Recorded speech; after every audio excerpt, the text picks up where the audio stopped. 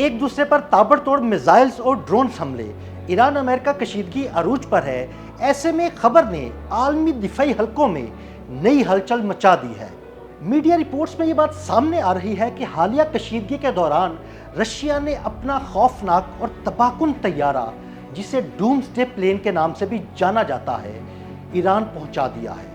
अगर इस बात में कोई सच्चाई है तो ये वाकई मौजूदा दौर की सबसे बड़ी खबर है।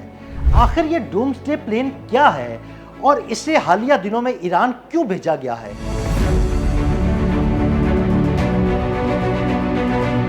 सवाल यह है कि आखिर डूम्सडे प्लेन या उड़ता हुआ कमांड सेंटर होता क्या है और इसे ऐसे वक्त में ईरान क्यों भेजा गया जब अमेरिका और ईरान के दरमियान जारी जंग अरूज पर है और दोनों जानिब से एक दूसरे पर ताबड़तोड़ हमले किए जा रहे हैं। सबसे पहले ये समझना जरूरी है कि डूम्सडे प्लेन कोई आम मुसाफिर या फौजी जहाज नहीं होता। इसे खास तौर पर इसलिए तैयार किया जाता है कि अगर किसी मुल्क पर बड़ा हमला हो जाए, जमीनी फौजी हेडक्वार्टर्स तबाह हो जाएं या एटमी जंग जैसी हंगामी सूरत हाल पैदा हो जाए, तब भी मुल्क की आला क़यादत महफूज रहे और फौजी कार्रवाइयों की कमान संभाल सके। रूस के पास मुख्तलिफ इक़साम के ऐसे कमांड एंड कंट्रोल तैयारे मौजूद हैं। इनमें Tu-214PU एक जदीद फ़ज़ाई कमांड फॉर्म समझा जाता है।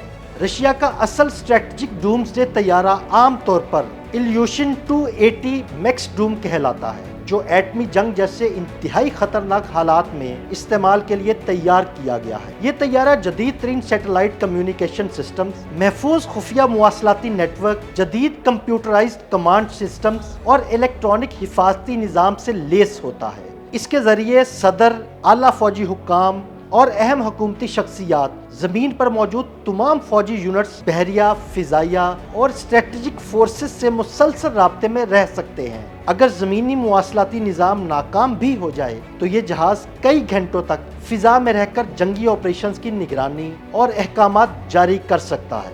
माहिरीन के मुताबिक हालिया दिनों में डूम्सडे प्लेन को ईरान भेजने के कई फौजी मकासद हो सकते हैं।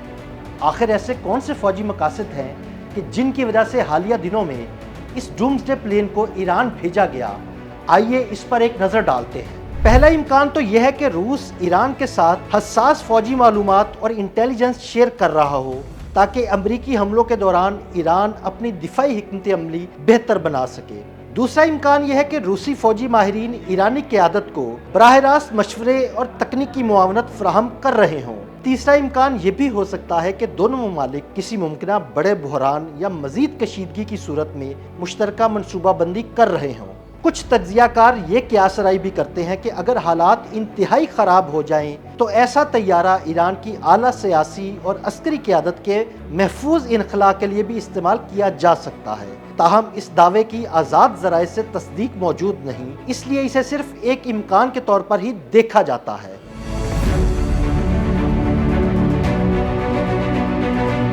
रशिया और ईरान गुज़िश्ता कई साल से एक दूसरे के मजबूत स्ट्रेटजिक शराकतदार हैं और ऐसे वक्त में अगर रशिया की जानिब से ये तैयारा ईरान भेजा जाता है तो इन ताल्लुकात को मज़ीद मजबूत होता देखा जा सकता है। रशिया खित्ते की सूरत हाल पर गहरी नज़र रखे हुए है और अपने इत्तेहादी को तनहा छोड़ने के लिए तैयार नहीं।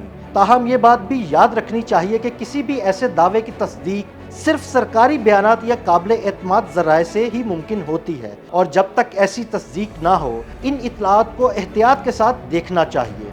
फ़िलहाल दुनिया की नज़रें ईरान, अमेरिका और रूस पर जमी हुई हैं। अगर वाकई रूस का हसास Tu-214PU तेहरान पहुंचा है तो ये खित्ते में ताकत के तवाज़ुन, सफारती हिकमत अमली और मुमकिना अस्करी ताउन के हवाले से एक गैर मामूली पेशरफ्त हो सकती है।